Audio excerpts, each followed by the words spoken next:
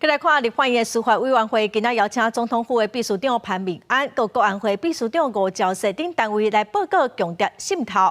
总统府甲国安会是因是幕僚单位做理由无出席。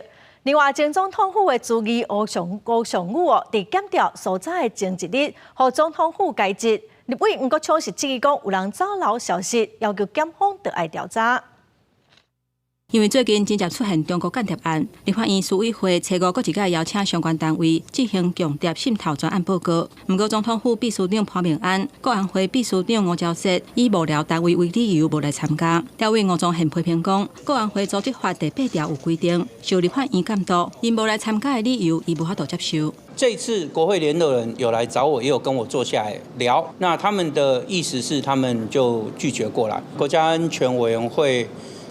组织法第8条其实有说，国安会必须向立法院负责嘛。因为总统府、外交部甲民进党高层小联署传出有人牵涉中国间谍案，其中前总统府助理吴尚武伫检调搜查进前，向去予总统府示条路。民进党立委吴国昌质疑讲，可能有人甲消息流出去。法务部长陈明谦回应讲，检方无需要向总统府报告，不过吴国昌要求检方都要立案调查。公开告发，请北检分案。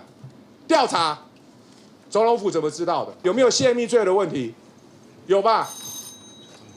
有没有涉及到刑事犯罪？这个没有涉及到刑事犯罪，就是不敢回答哦。我那时候不敢回答，这就依法认定嘛。因为嘛有前立委助理牵涉中国间谍案，民进党立委王义川关心讲，国会助理敢会当主动纳入揭秘查核的机制？那我立法委员，我认为我的国会助理有必要，我要纳入，是这样不行。 目前没有法源的依据。